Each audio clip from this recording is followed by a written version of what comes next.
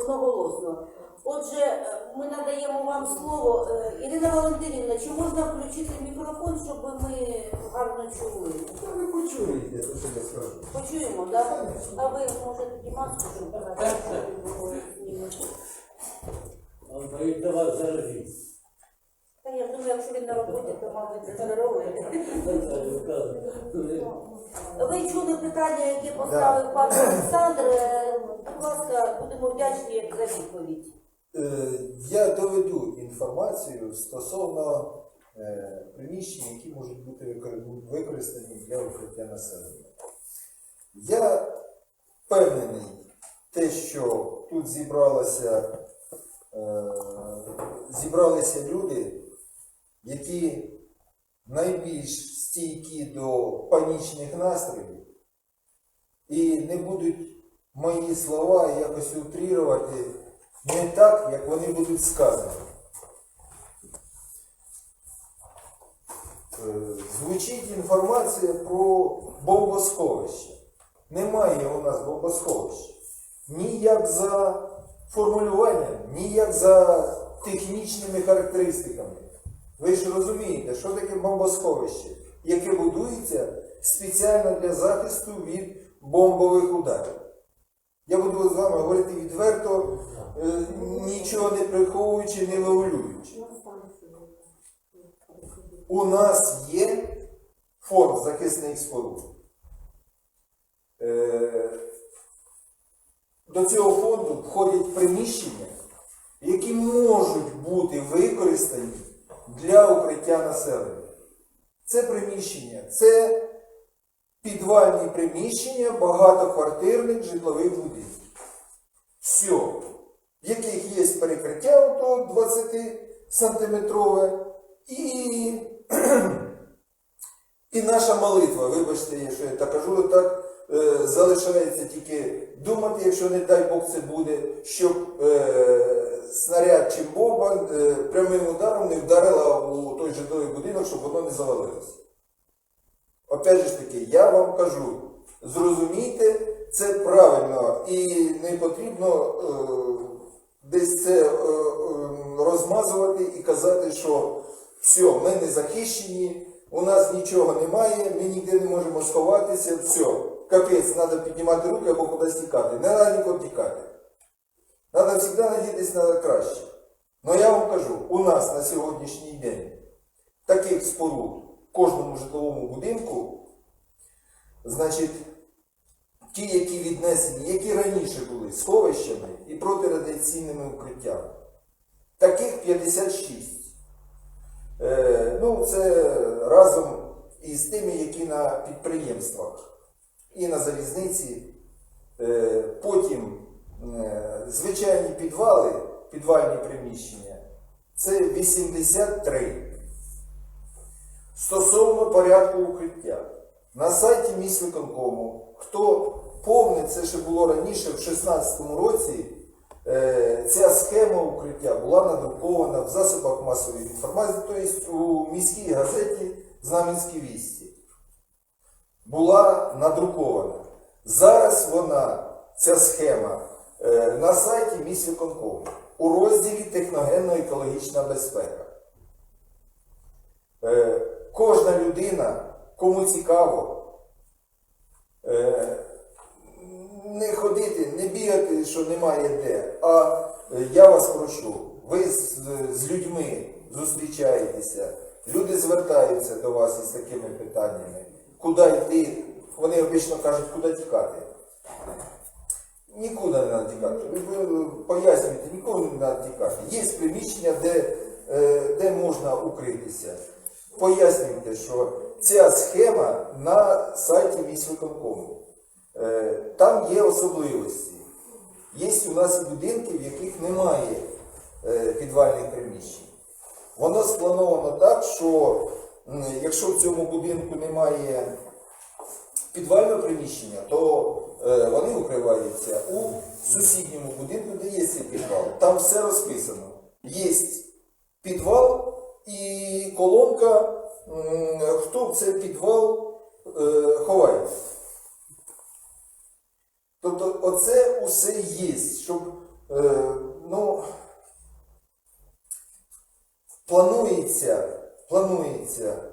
Це що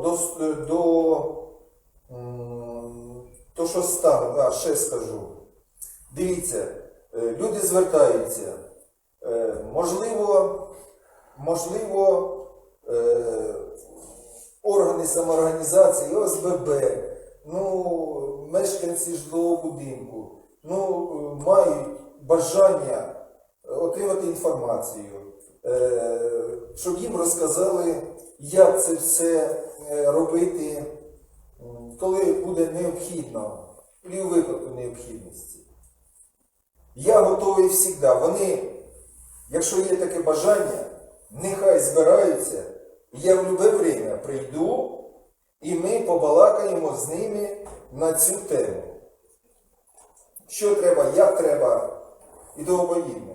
В першу чергу, це створення для себе ж умов, щоб там можна було пересидіти той час-два, якщо таке трапиться. А це для цього що потрібно? Прибрати сміття, позбирати ту ж те ж саме павутиння, щоб потім не збирати, освітлення відновити. Якщо неможливо відновити, значить мати фонарики. Сьогодні говорити, бити себе в груди, що так, ми все зробимо. Усю проводку в підвалах, все переробимо, світ почепимо, все у нас буде. Ні ж. Це ми будемо обманювати людей. Не буде світла. Не буде цього. Світла не буде. Світла, можливо, не буде. Можливо, буде, можна включити. Але все рівно. Фонарики, оце, знову ж таки, без свічок. Ви ж самі розумієте, що в тому підвалі і так люди наб'ються. Якщо ще позапалюємо свічки, то там всі ляжуть. А деякі підвали є такі, що вентиляція погана. А є такі, що і свистить скрізь, воно нормально, воно, в принципі, доступ воздуха є. Оце ось таке, знову ж таки, я до вас звертаюся, щоб в цьому і ви надали допомогу, коли працюєте з громадськістю. В принципі, говорити за стан, я, в принципі, вже сказав, що приміщення не експлуатуються, ніхто там не займається ніякою діяльністю, щоб могли поприбирати. Зрозуміло, зараз іде, от ми були в деяких цих захисних спорудах, павутиння скрізь, капець, сміття. В одних більше, в других, в яких домах до цих питань приділяється увага, там порядочок. Тим більше, коли використовують ці приміщення, скажімо, для якихось зборів там, чи що, теж прибрано гарненько, по-хазяйськи. А в більшинстві, звісно. Можна до вас питання? Да. Скажіть, будь ласка, як називається ваша посада? Завідуючий сектором з питань надзвичайних ситуацій, охорони праці, екології та благоустрою. Тобто ви людина, яка безпосередньо відповідає за наші дії в період надзвичайних ситуацій. Да.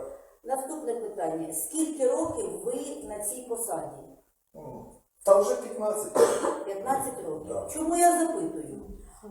Тому що в минулій каденції депутатській ми піднімали це питання, я сподіваюся, ви пам'ятаєте, і тоді звучало, тому що ми, депутати говорили, в нас іде війна, чому не приділяється увага? Ви тоді доповідали, що не виділяються кошти на ремонт, на переобладнання. Зрозуміло, що кошти. Зараз, ми вчора з вами були в одному з підвальному приміщенні, були активісти в іншому підвальному приміщенні під будинком Грушевського 18, так? 18.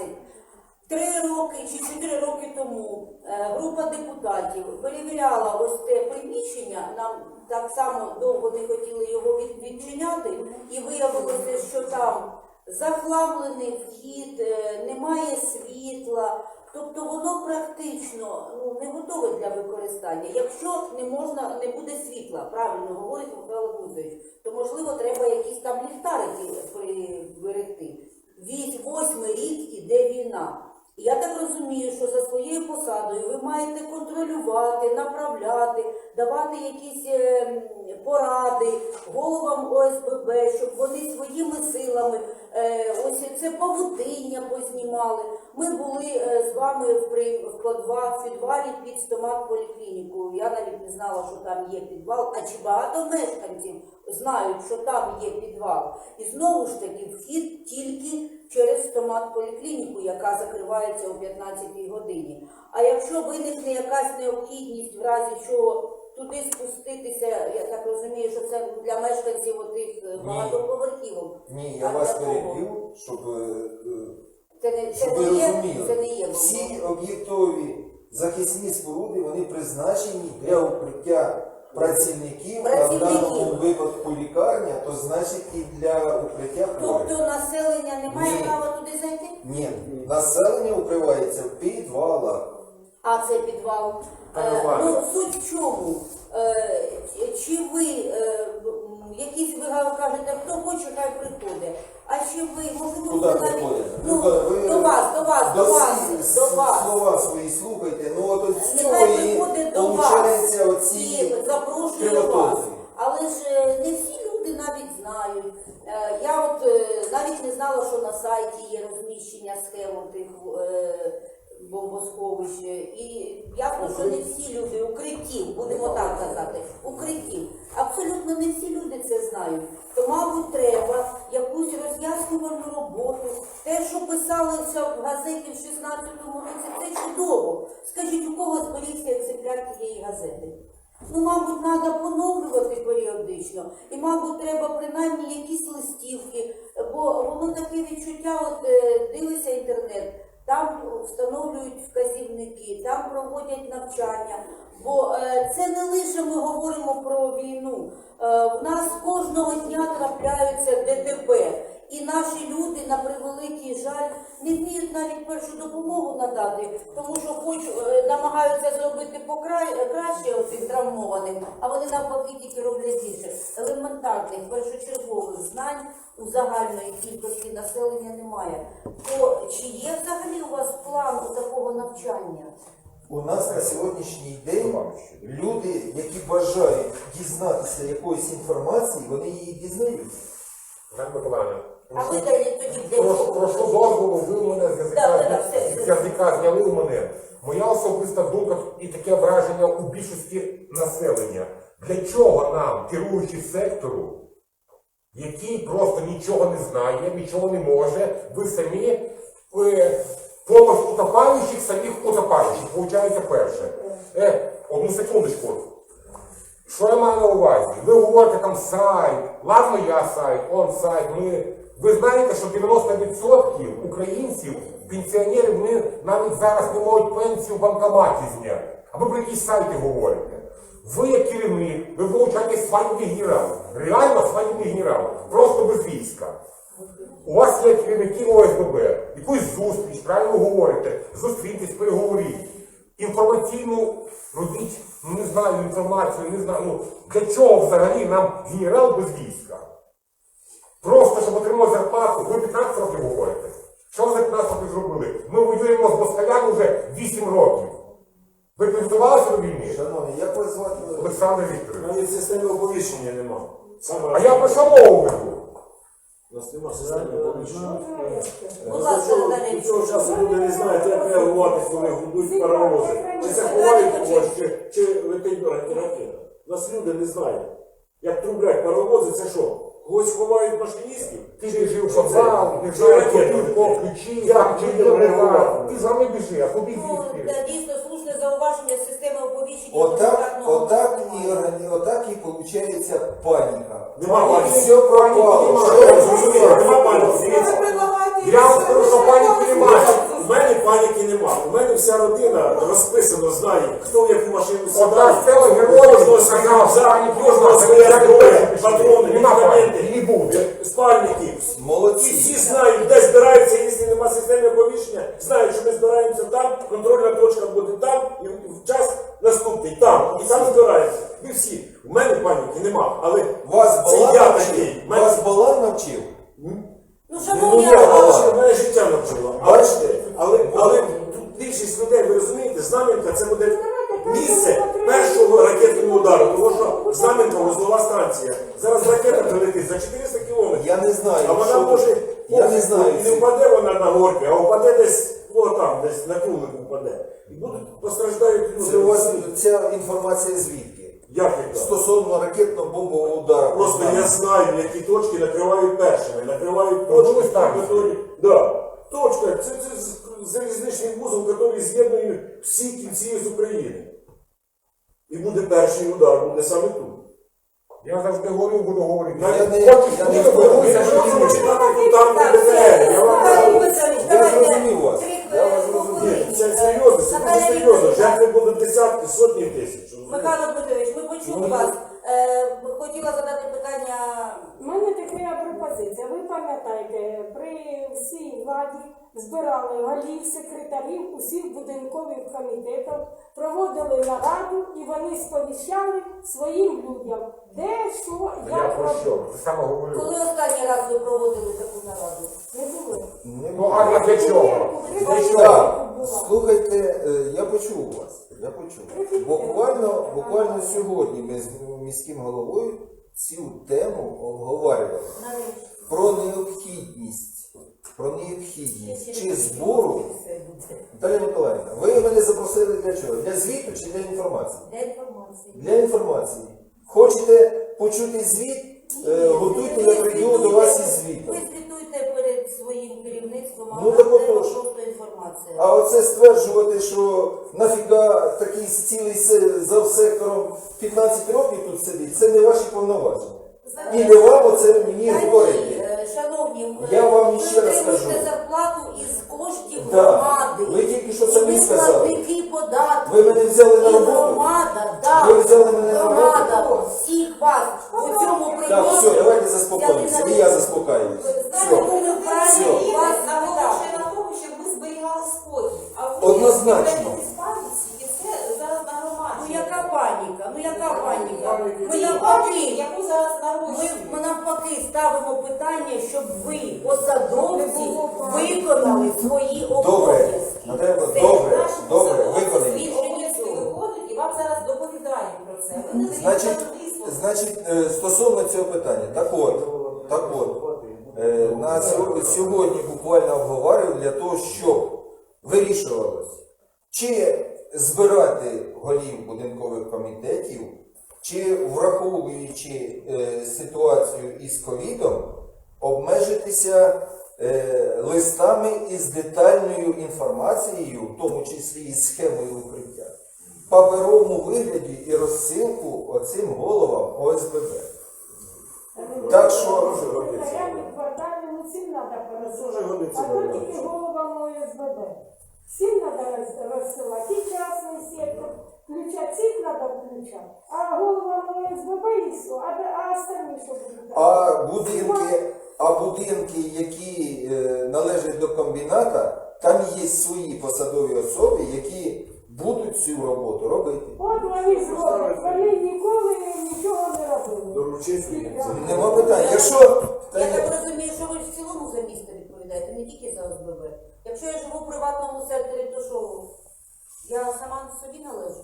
У вас погляд не сховаєте. воно так і по розрахунку і є. Всі громадяни, які проживають у приватному секторі, вони укриваються у власних погребах. Ну треба зібрати там квартально і пояснити йому, щоб люди пояснили. От у мене, до мене скільки нас підходять мешканці, не питають. Вікторовна, а де ми будемо ховатися? Кажу, хто рядом живе, приходьте до мене в погріб. Я на тій історії буду там ховатися. Краще до мене. В мене Ну я ж вам, я з самого початку вас попросив долучитися до Давайте цієї. завершувати з цим питанням. 13 дом для Давайте, нормального які будуть пропозиції?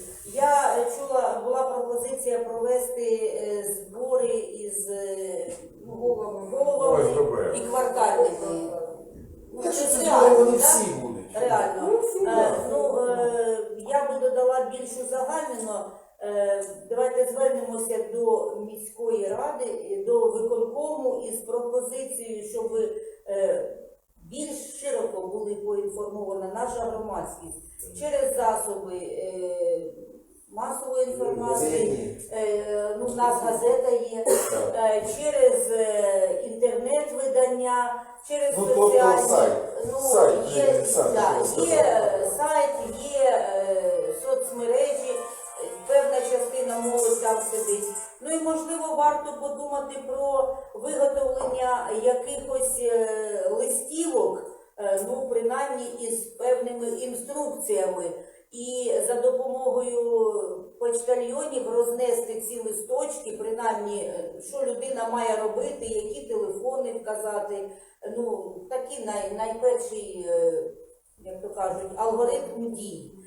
З тим, що у нас переважна більшість населення живе в приватному секторі, і вони теж мають знати. І якщо в будинку це зробити простіше, тому що по поверхам пройтися якось зібрати людей, по під'їздам навіть, то по приватному сектору, ви ж розумієте, зараз зібрати 3 вулиці квартальному це нереально, просто нереально. А ось поінформувати людей через якусь листівку, можливо, ви, ваші будуть такі.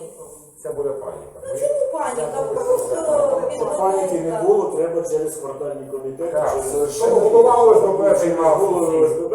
Вони самі з людьми, вони знають, Якщо зараз будуть листівки, це буде точно буде паніка. їх треба зібрати і розказати, а вони далі з людьми поспілкуються. Я з вами згоден. Я згоден. Отак от, І пане- кажуть, що люди звертаються до квартальних, до голів ОСББ. Ну куди їм звертатися? А якщо буде голова знати, вона нормально розкаже, що ти укривайся там, Да. ти укривайся там. 100%. Паніки не буде тільки тоді, коли люди будуть Скажіть, знати, будь що ласка, робити. ще ви Щоб говорили, Ізраїль що жив у вас 80 років. сьогодні була розмова Під час війни. з міським головою. Чи піднімалося питання стосовно навчання, надання першої допомоги, навчання населення?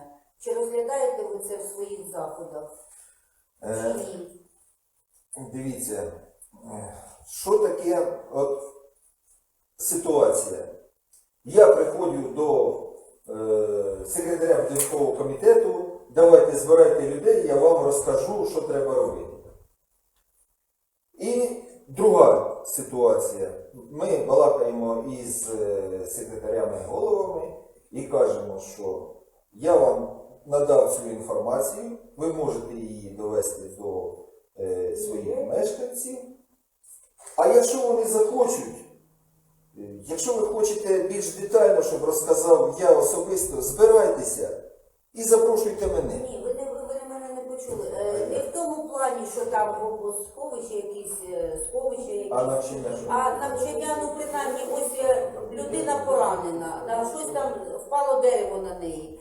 Ми не знаємо, як допомогу надати, як ту кров зупинити, взагалі чи чіпати, чи покласти, як той же жгут накласти, чи на шию Ну, зразу. це Ось в цьому плані я питаю, чи це планується трошки не допомога мій не весь напрямок? Це більш медичні, надання першої, я навіть вам і не скажу, як це. Ці навчання проводяться на підприємствах, з людьми, які безпосередньо там реагують на такі ситуації. Поліцейські, пожежники, от вони, а ті, хто хочуть знати, знову ж таки повторюся, якщо людина хоче знати, як це робити, це інститутів не треба. Вона це вивчає і для того, щоб знати.